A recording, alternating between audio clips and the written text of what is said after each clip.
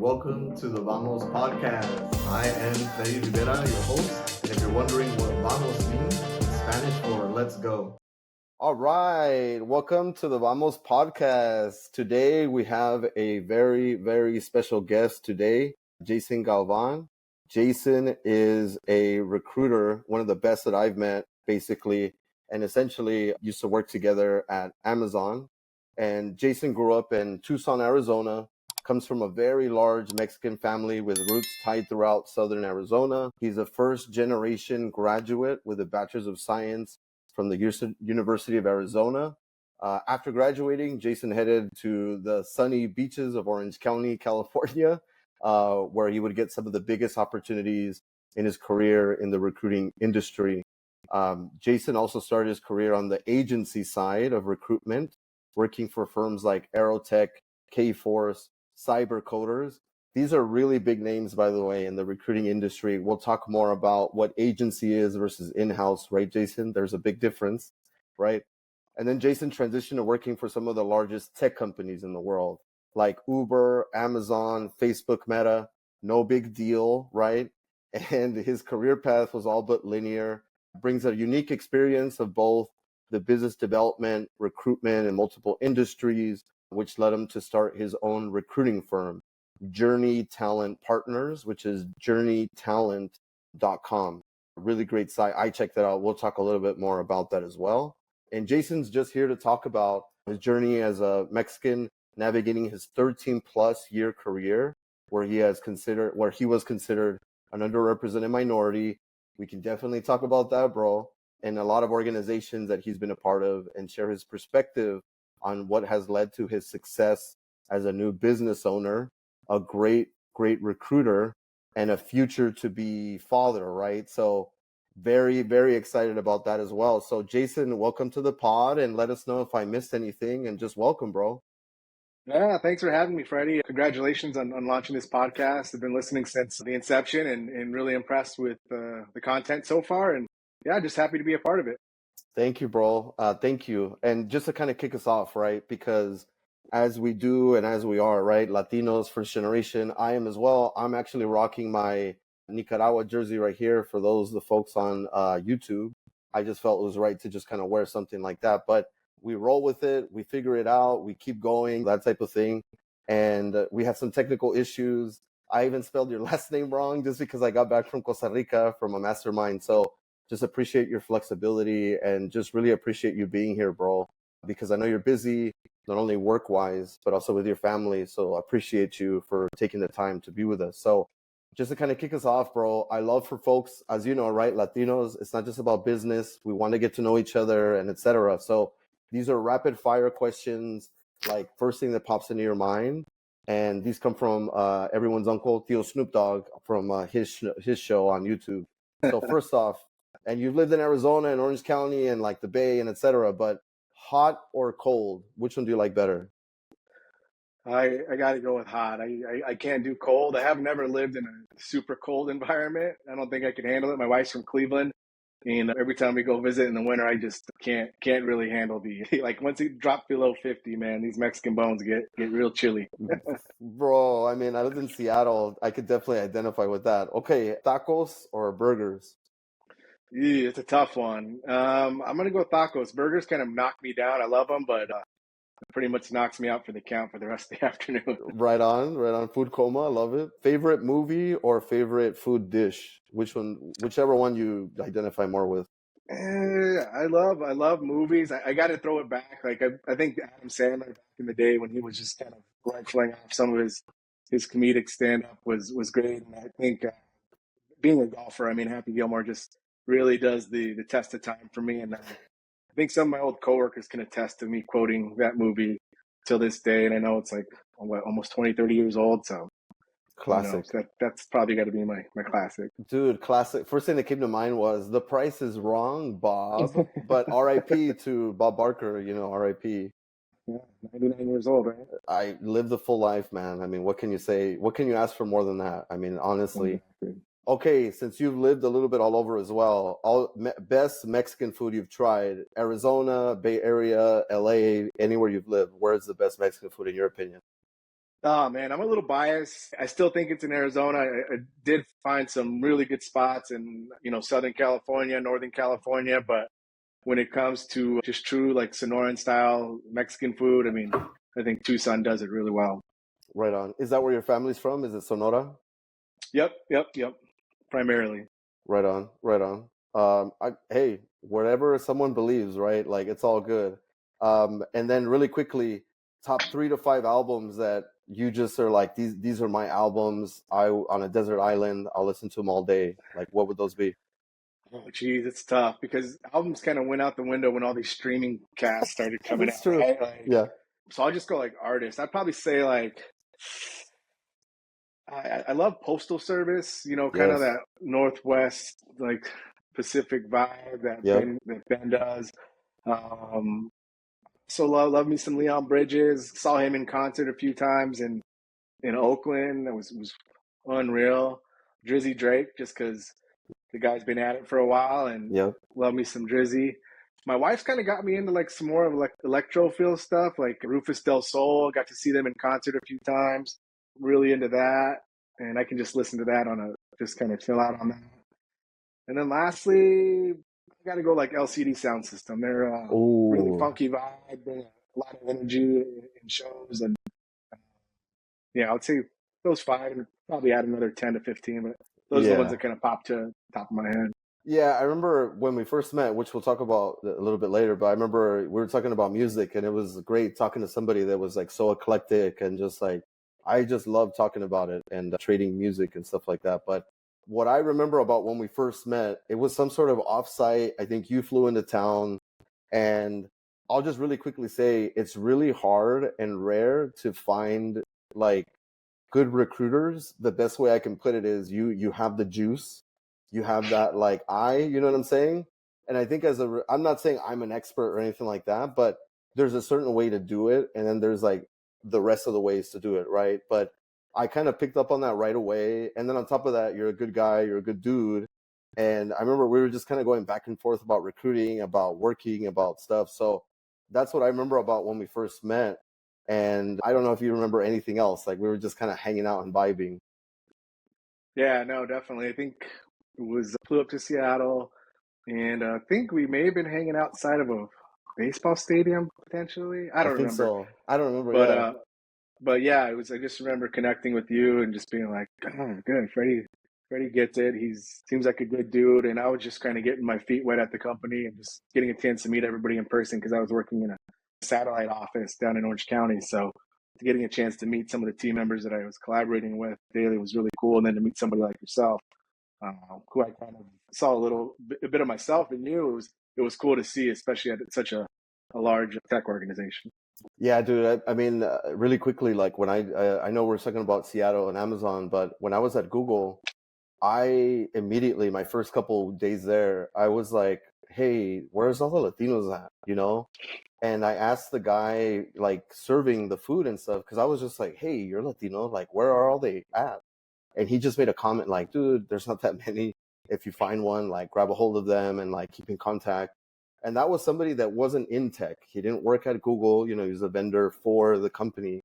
And that advice was really helpful because, like I said, when I met you, I'm like, hey, what's up? Hey, hermano, what's going on? So definitely, dude, I kind of felt the exact same way. And I think that's another way to put it. Like this person gets it. Like there's a certain way, and it's hard to describe. I don't know. Maybe we'll uncover it today. But dude, so switching gears, right? You've had such a wonderful career over like 13 plus years. Let's kind of talk about the beginning. How did you become a recruiter? Like, kind of walk me through that at a high level. Yeah, so similar to a lot of recruiters, I kind of fell into it out of college. I really wanted to start a professional career, kind of working in restaurants, coaching high school baseball teams, and kind of doing a lot of the, I guess, odd jobs that you do while you're in college and just out of college. And I just was under the impression that once I got my degree, a lot of gates were going to open for career opportunities. And I went on the grind. I started a LinkedIn account because I heard that that was the way to do things back in what was it, 2009, 2010? Yeah. And yeah, so I just kind of went that route and got networked in and guy I used to play baseball with was kind of account manager at Aerotech and said, you should come interview for us. And little did I know that the interview process at some of these big agencies like that are really intense. So I had to go through multiple rounds and they really vetted me thoroughly, but I was fortunate enough to kind of land my first role there. And everything ever since then, it kind of catapulted from there and kind of took some big risks that we can talk about later. But yeah, that's essentially how I got into it. Dude, so let's keep on the agency versus in-house, right? Because you started out agency. I was actually backwards. I started out internship. I was always in-house, and then I went the contractor route. So for you, you were at some of the biggest agency recruiting firms and stuff. What was that like? You just mentioned right now, it's like intense, and it's intense for a reason, right? Because they conduct their business a little bit differently. So just kind of tell us about that and maybe what was it like being at agency versus in-house? Yeah, so my experience in the agency side really kind of just sharpened my teeth, I think, as a recruiter. These businesses are for-profit businesses, and you kind of feel that right from the beginning. Um, it was a little bit of a culture shock for me getting into kind of high volume contract recruiting. I mean, smiling and dialing 50 to 100 phone calls a day, managing a portfolio of contractors. Luckily, my account manager who I worked with was just on top of it and kind of really laid the groundwork for how to be successful in that type of a business. But it was a culture shock for me, man. I mean, coming from a blue collar workforce, my parents, both of them, dad being like a pipe fitter at a copper mine for 23 years and then working with school districts. And same for my mom, kind of working for the state in the University of Arizona and some high schools around Arizona. Like I never really had a white collar type of a corporate role and just kind of taking in a lot of just the nuances that I just never knew existed in business environment was a lot to take in. And it was just kind of like overwhelming, drinking water from a fire hose type of learning experience for me, to be honest. Yeah. Absolutely, dude. Because I mean, going back to just what it was like being in-house, right? Like entering corporate America in general. I was learning stuff like I'm gonna popcorn to Freddy. Like, what popcorn? What are you talking about? Stuff like that. And actually being a Latino in corporate America or tech, right? Sometimes it could be very isolating and stuff like that because you have a certain way of working or a certain way of communicating or telling stories, right? And that doesn't necessarily jive with corporate America or the culture at that company. So getting in like showcased or getting shown like, hey, smile and dial, working backwards, I'm sure, from an offer to on-site to phone screens and et cetera, right? So I think it's definitely an education and everyone has a different experience, but that you had a good account manager makes a completely different experience, right? Because you get shown the right way to do it versus the wrong way multiple times and then you have to figure it out, right? And do their work for them as well sometimes, right? So I think that's fantastic. And dude, same. I mean, my mom, she sold at a swap meet for until I think I was in high school, and then after that, she was a maid for a couple hotel chains, and I think she worked like night and day. And I don't know, somehow or other, she had the time to like speak to us and do whatever we needed to. My father was a self-taught mechanic. Out of those books that they say how to like change stuff, are they still around? Like, I have no idea, dude. I have no idea. Now you have like YouTube University and stuff like that. But that example, and I think subconsciously, and I don't know about you, Jason, but subconsciously for me, I was like, I got to do better. And it's not that this is bad, but I'm like, there's a different way, right, to do that. And for me, it was education, to get educated. And then, like you said, get a job and then hopefully do better, get a house, do all the stuff, right? So, dude, absolutely 100%. Exactly. Yeah. And like just kind of going back to what we were talking about, what was your experience like when you first entered, whether it's tech or corporate America? What was it like for being a Latino for you? Yeah, some of the stuff you mentioned, just kind of understanding the nomenclature, some of these terms that folks are using for the longest time, and I would even say up until most recently, just do I belong here syndrome, that imposter syndrome where you're like, these guys are so smart, these Yep. these folks are just so talented, and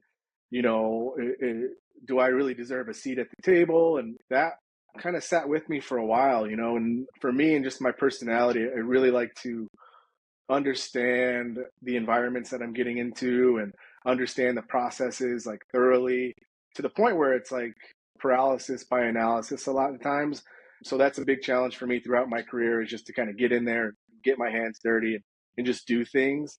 But that was probably the biggest, I guess, hurdle for me, is just like telling myself that you belong here, you know, you do well. And it wasn't until I would say like 3 or 4 years into my career where I started being pretty successful from like a numbers standpoint, where I was putting up decent numbers for my company, and I started getting some commission checks that, you know, I've never seen in my life, where like literally brought me to tears, you know. And once that happened and I started doing it consistently, that's kind of when I was like, okay, you belong to be here, and now let's shake it up. Let's make it happen. And yeah, that's kind of probably the biggest hurdle for me, just that imposter syndrome, trying to get through. And you just don't see a lot of other Latinos these in these settings, and you're in the meeting, and you know, yeah, it's just it's hard to get through that imposter syndrome for sure. Absolutely, dude. I mean, we all go through it. I certainly still go through it. I think for me nowadays, when that kind of creeps in, I think what I found is that voice is yourself, you know, whether you say it in English or in Spanish, whatever it might be, right? Like, hey, that's me. Like, why am I saying that to myself? So how do you get over it? Or what are some things that you do to just kind of, hey, like, go away? Or how do you get over imposter syndrome?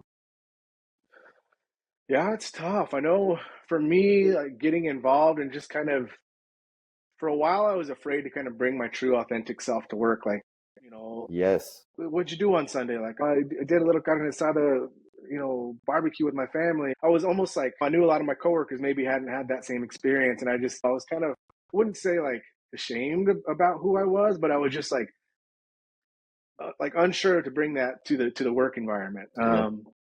But joining some of these great organizations, and I really got to applaud some of these places where a lot of the values were just like, you know, bring your core authentic self to work every day. And like, the reason we hired you is because we want to see those perspectives. And for us to build the best products in the world, we have to have these different perspectives culturally to do that. If we build these products based off of our lens here in the San Francisco Bay Area or Seattle or Orange County, California, you know, these are all going to be very limited in scope type of products. And once I understood that like we're not alone as Latinos and Hispanics in the United States and even throughout the world. So it's like, bring that perspective and bring your true self to work. And that really helped me kind of get through that imposter syndrome. Is like, hey, no, there's nothing wrong with your background, or just because you're different, bring that to the table and kind of, you know, be proud of that. And it's really helped me, especially I would say later in my career. Yeah, man. I mean, it's an asset, certainly, right? That we know a different language, that we have a different perspective. And actually, at my time at Amazon, I was participating with the ERG.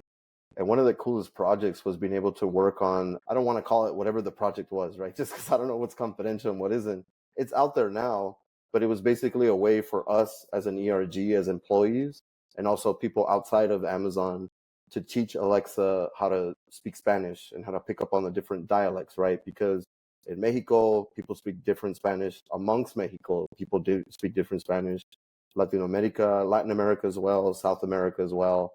And I'm sure you get asked this too, like, hey, how do you say this? And you're like, well, who are you talking to? And you know, so there's a differentiation. The same thing goes for the United States, right? Like the way that you and I speak to each other is different from two folks having a conversation in northern Arizona, even New Mexico or Texas, right, to New York, etc. And I think the fact that they kind of heard that, because I think we provided that feedback, like, hey, you know, people speak different dialects, right? You know, people speak in different words and different nomenclatures and stuff like that. And I know that we were talking about earlier about smiling and dialing and like working backwards and that type of thing. And one thing, dude, that I really want to call out and want to switch gears and talk about is from your website, right? On journeytalent.com.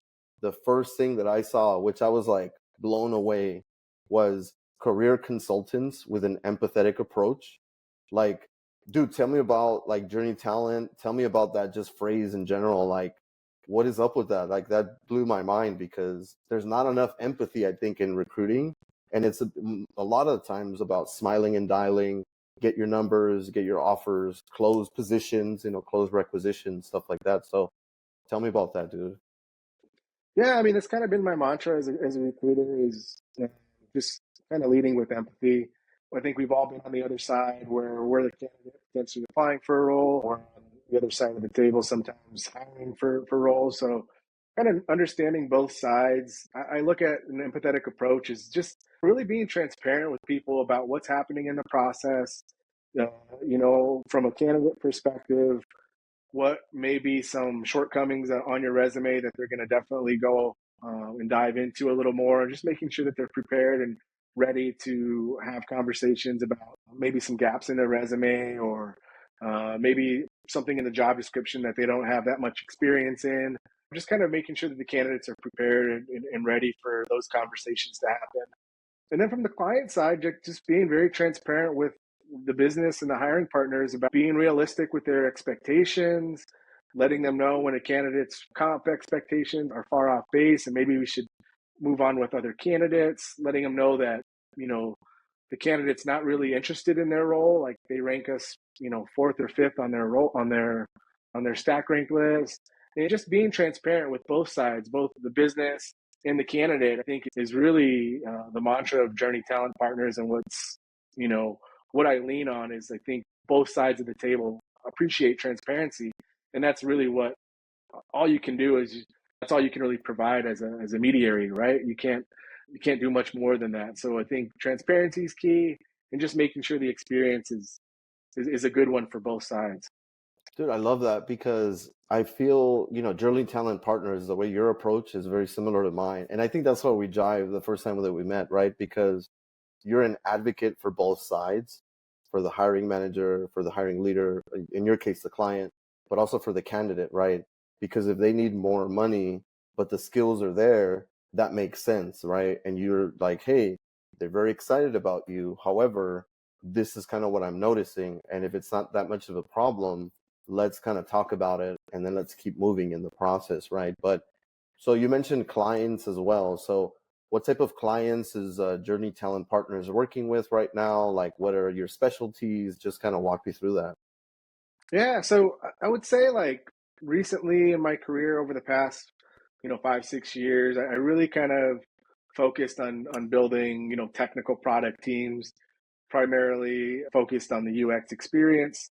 A lot of content professionals, UX professionals, freelance journalists, really content oriented type of positions. With Journey Talent Partners, the I have to be a little bit nimble and kind of take the business that I can get in certain industries. And most recently, it's been an e-commerce startup based in San Francisco, Series C funded, about 200-ish employees, doing some really game-changing things in the e-commerce industry, which is, $1 trillion industry. And outside of a few key players in the e-commerce industry, everybody does it pretty much the same. And this company really does disrupt things, and was able to make some key hires for that particular company over the past few months, and also been picking up some, healthcare technology, just pure contract work, where it's just on like an hourly basis to help some stopgaps that they have with their recruitment teams. So I think with Journey Talent Partners, the thing I can really provide is the adaptability and flexibility to what businesses need, because I bring that flexibility as being the owner of it and the sole employee right now. So I can be adaptable, be flexible to what makes sense for your business and how I can be supplemental in recruiting efforts. Dude, I love that. And you're pretty much recruiting the product life cycle, right? You got the product management, you got the UX design, and then you got content, which in the last couple of years, dude, I think has been really important because people don't want to be marketed to anymore. They want to know like who they are, what they're about, why they should go with them versus what you mentioned, right? Everyone's doing it the same. However, when you start bringing the human element of it, kind of is a game changer, right? And I'm kind of switching gears here a little bit, but not really. But I remember myself when I was probably a year into recruiting, I was like looking around and I'm like, there's not a lot of people that look like me here. And then I had this realization that was like, I don't need permission to recruit like quote unquote minorities, underrepresented minorities, or for diversity. So how do you incorporate that? Again, coming from like a large Mexican family yourself, I just thought, hey, I don't need your permission. I just need to bring good people and I need to know what I'm talking about. Because I'm also in that way. I want to know my business. I want to know what their pain points are. Like, how do you incorporate that into your search or how you serve your clients? Yeah, definitely. I think, at some of the past organizations, I was part of like, things titled like diversity change champions and things like that, where, working for some of these bigger organizations, you had to make like a very acute focused time throughout your week to focus on underrepresented minorities. That's right. And really with my business now, I've done the same thing. So there'll be prospecting I do weekly, and in those prospecting sessions, I'll take time to really focus on underrepresented people, not because I have to, because I want to. And if I bring up a search, and I'm sure you can speak to this, with XYZ background, majority of those folks that are going to pop up aren't going to be the underrepresented people that we may be, targeting to diversify some of these corporations. So it's just something I do as you know, a very consistent effort on a weekly basis to make sure that the pipelines that I'm providing to my clients are diverse in nature. Dude, I love that. I love that because you do have to make a concerted effort because just because a platform gives you what you enter into it, right? Keywords, titles, companies, etc. It doesn't mean that that pool is going to be diversified. And we're not just talking about ethnicity or gender. It kind of goes beyond that. And it depends on what you're doing, what you're looking for, because somebody who's in, let's say, sales and they're selling to a government contractor, more than likely you're going to be wanting a veteran, right? And if you don't have a good value proposition, if you don't have a good understanding of their world, you're not going to be able to reach them. But if you were to hire a veteran who is also a recruiter, you're kind of doing the work already. Just you're eliminating some of that work because they can speak the language, they know the vernacular, they know what they're going through, and they're probably going to be able to say, oh, I know exactly the positions, levels, and locations that we need to go after, right? Which is like a ton of the work. So I love the fact that you're doing that, especially tying it back to your specialties, right? Like product management, design. Those are the folks that are literally delivering the product. And they can not only deliver a product, but they can deliver a product that's for everyone, or that's going to be a lot wider of a base than just here's the features and like whatever, right? So absolutely love that and giving you your flowers, bro. That's amazing.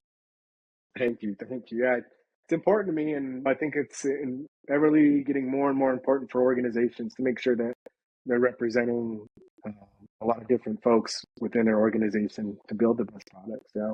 Love it, dude. And honestly, like for Journaling Talent Partners, right? As a recruiter, it's my opinion, and I think we talked about this the first time we met. You're also going to be kind of a career coach, advocate, and you're kind of pumping up the candidate, right? Because sometimes, like you mentioned earlier, a candidate also has imposter syndrome, right? The role that we're recruiting on might be bigger, better, larger scope, larger scale. So, how do you kind of prepare somebody to whether they're interviewing or what have you, but how do you make sure to prepare them so they become like noticeable, memorable, and just do an overall good job? Like, what is your process like? Like, how do you prep them?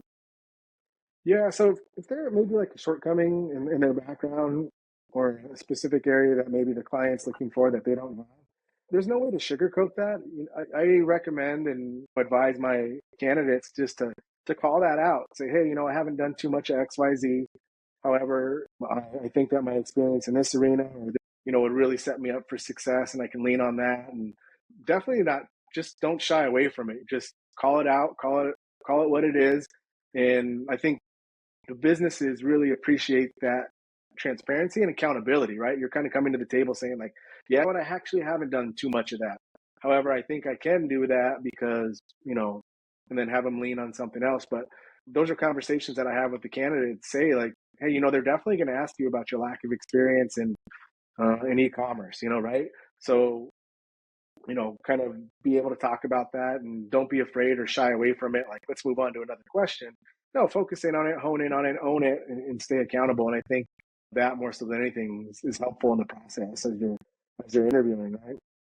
Dude, I 100%. I mean, just not shying away from it and then leaving that as kind of an unknown. And I always tell people, I'm like, hey, y'all know that we all talk, right? After the interviews, we debrief. We all know that, Jason, the debrief meeting, right? But if you're addressing something that you're nervous about proactively, showcasing accountability, that showcases other stuff, right? Like, are they teachable? Are they coachable? Are they trainable? These are all traits that aren't as common, just like common sense, right? That's not common. But if you're kind of addressing something with like, hey, I don't have e-commerce experience, however, I have experience in X, Y, and Z, which is adjacent, or I'm working on it by X, X, and X.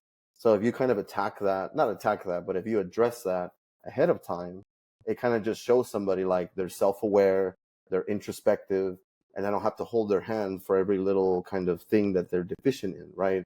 Which is Mm-hmm. something that is really, really important. And I think when candidates have done that with me over my 15-year career, I really enjoyed that because, okay, great, let's talk about that. Like, how would you close that gap? Or what would you need? Or what can you do?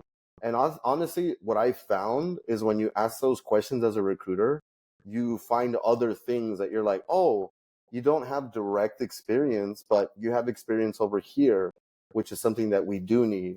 And you know what? The e-commerce might not be as, important as this other valuable asset that you bring to the table, right? So I think it's a lot about asking questions, a lot about just what are you doing right now and what can you do to close that gap in the future. But I think once people showcase that they're trainable, coachable, and they're able to be malleable to the new company, that kind of eliminates a lot of fear, right? But it's that debrief meeting where folks kind of come together and talk through all that stuff. Yeah.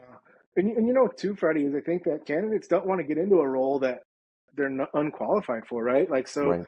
if they find out, like, one of the roles needed like marketing attribution experience, which is just like this essentially like a data analysis tool used to understand like how businesses are selling products, right? And like what marketing channels is being used. And like, it's very niche for, it's a very niche skill.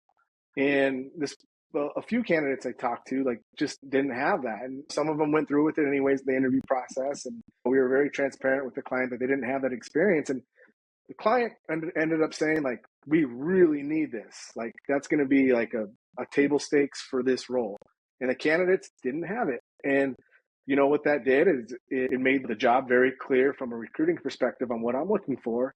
And then it also let the candidate know that, okay, I don't have this experience in my resume, so I'm going to go out there and get this. And I've seen that on multiple accounts. The candidate understands some gaps in their background and what companies are hiring for, and they'll go out there and get that. It may not be at the company that they initially interview for, but they'll just give them the awareness of potentially where there may be some gaps in their background, and give you some chances to work on something as an individual, right? So I think it's a win-win for both situations.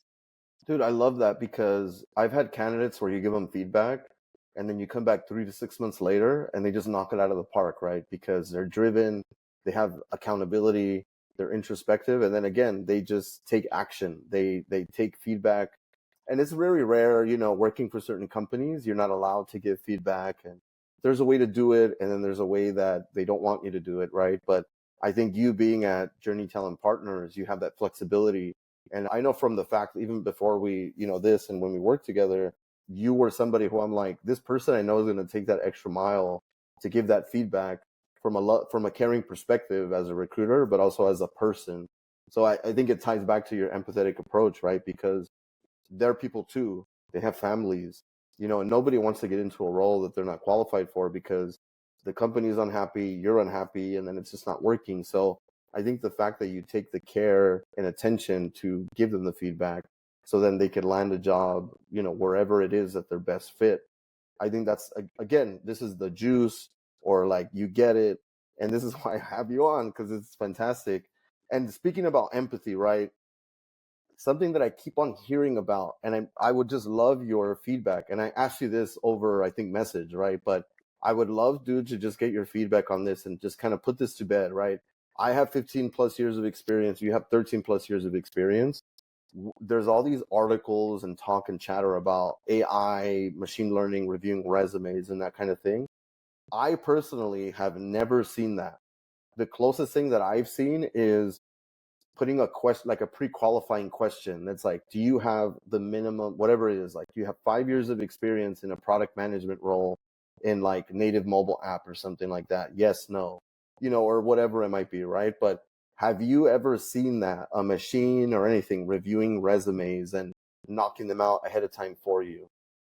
I have not. I have not seen that solely like a bot just like, auto rejecting people. I think there's like some questions out there with, the market being so saturated right now with just really qualified individuals who Yep.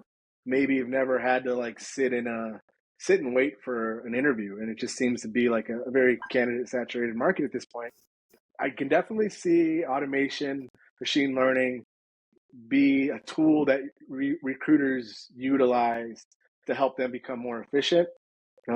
There's some really good podcasts out there. But some of our old coworkers from one of the companies that we worked at did a really cool podcast on that, and I'm not sure if I can share it because I didn't ask Yeah, about it. sure. Yeah, But sure.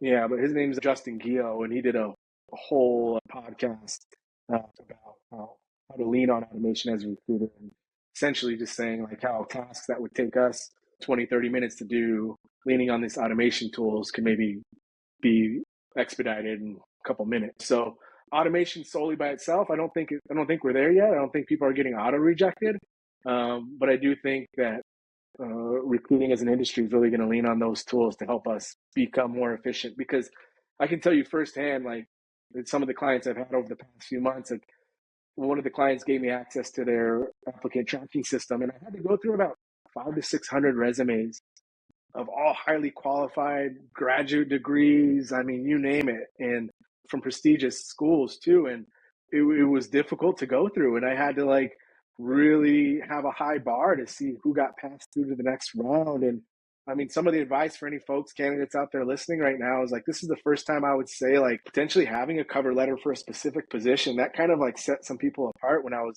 going through hundreds and hundreds of resumes were people who are actually genuinely interested in a specific role and called out why, because it's just, yeah, it's a unique market right now for sure. And anything you can do to stand out, I think is helpful. Dude, I love the cover letter example. And yeah, I'm same. I've gone through 500, 300, I've gone through hundreds of resumes, right? Because a machine can't put things into context.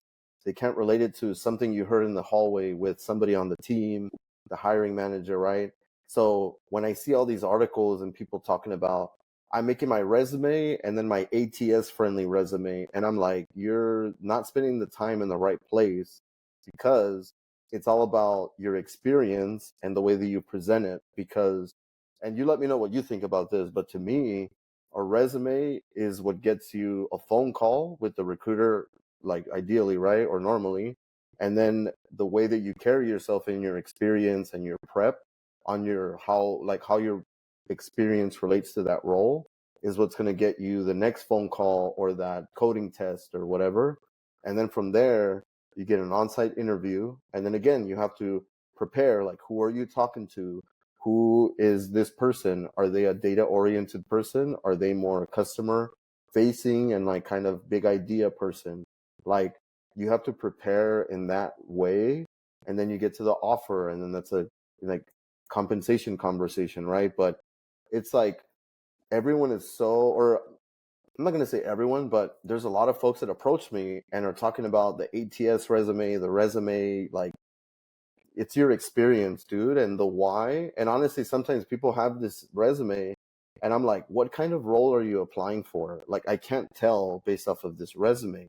Like, yeah, you want a developer role, but that's so broad now. Are you a native mobile developer? And if you are, like, is it iOS or Android? Are you a product manager? Like, what kind of product manager? Is it, again, native mobile, 10-foot experience? Is it customer facing? Is it enterprise? Is it B2B? Like, we can have a conversation just about this resume stuff alone, right? But that's why I wanted to ask you that, because I'm so tired of people focusing on that, and then they get frustrated. But I'm like, you have no like percentages, you have no money saved, you have no revenue generated. Those are the type of things that I would assume for you, that's gonna pop out, right? Like, whoa, this person reduced time to market by X amount of days. This person produced X amount of revenue. This person put like increased users by whatever. This person reduced customer churn. Am I right, or like what do you think about that? I just I mean, 100%, right? I mean, businesses are hiring for people to make impact. And if you've showed a successful track record of doing that, come out and say it, you know?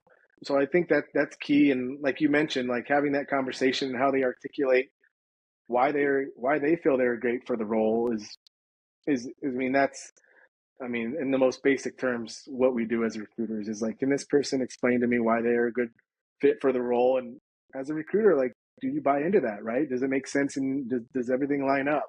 And if it does, fantastic, move them to the next round. But if it doesn't, then start asking questions. And if they're unable to answer them, then there you go, right? So that's a thing that I don't think machines are going to be able to do quite yet, and that human element is going to be clutch for us as recruiters and just our industry in general to the foreseeable future, in my opinion.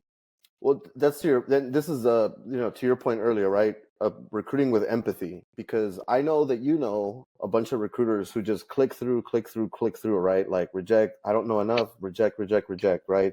And that's certainly a way to do it, but you're going to be missing out on talent, because I heard someone recently say there's talent everywhere, but not as much opportunity, right? And as recruiters, we take like 5, 10, 15 seconds to go through a resume, and we can read the whole thing like pretty quickly. We can get through it pretty dang quickly. And it's just a matter of, is your value prop there? Are you showcasing? And I love what you said, dude, because I think people just want a job. And I'm like, we're not just looking for you to do the job. We're looking for you to make an impact, because we want like a value add like professional. It's not just adding another person. It's like, what are you going to impact? What are you going to bring to the table? How can we help develop you and pour into you? But what are you going to pour into the company, the product, the service, whatever it might be, right? Mm-hmm. Love it. Cool. So, Jason, just to kind of switch gears, dude, I know that there are a ton of in-house recruiters, in-house being that they work specifically for a corporation, company, they're an employee for them. Then there's agency recruiters who kind of are supplemental to that, but they're operating like at a large scale, right? And they might be, to put it nicely, throwing resumes and hoping that it sticks to the wall, right? You know exactly what I mean by that. So what would you say Journey Talent Partners, how is that different? What is that approach like? And, why would a company or somebody with like their own firm be listening right now and be like, I want to work with this person? Like, what would you say to that?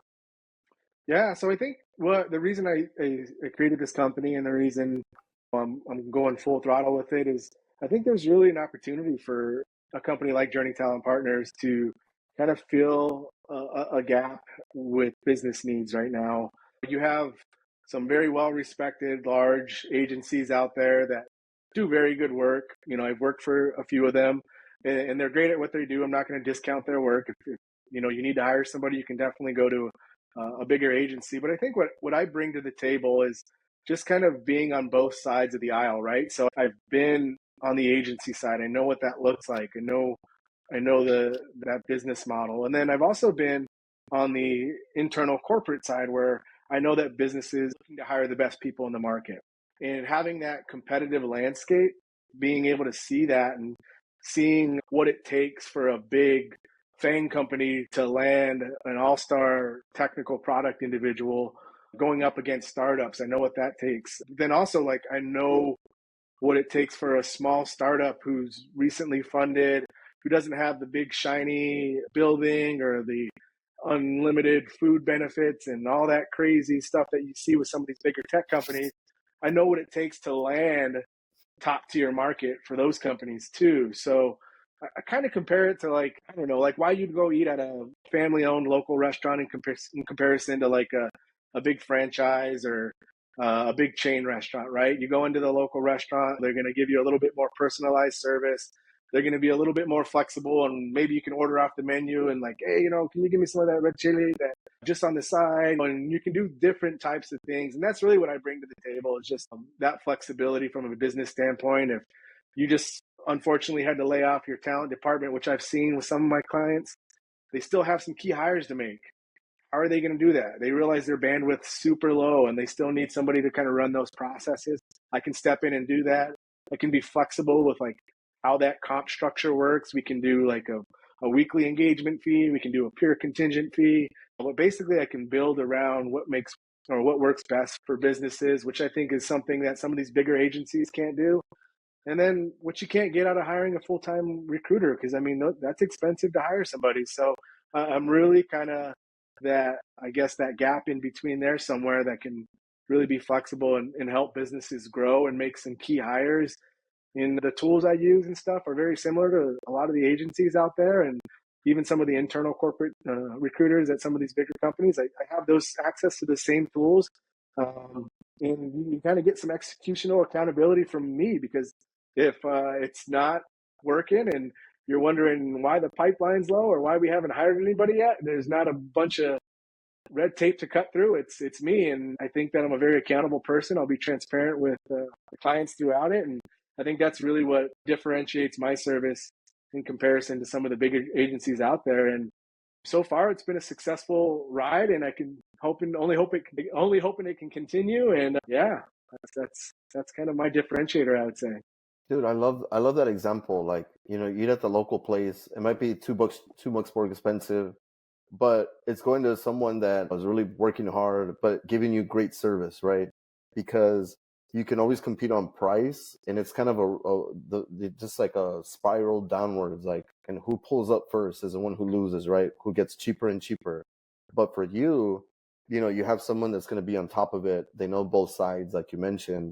And then at the same time, not everyone is valuing the same things. Like when I was at Google, I was like, hey, this is great, but I had to pay for my own food before. So this is not, I know this isn't normal, but if it's the opportunity to be a bigger owner of a product, like not just a cog in the wheel, and no, I'm not saying disrespect to anything like that, but at the same time, like if you want to be in a smaller team with more ownership, there's value in that, right? Or you want to be a little bit more involved in the architectural design as a developer, like that's going to be probably a mid-size to like a smaller firm, right? And then to what you just said, which I think you and I and maybe a couple other folks, we would always be trading like different things, like, hey, at this company this, and at this company say this, because certain companies, no one's perfect. No one's been able to figure it out, right?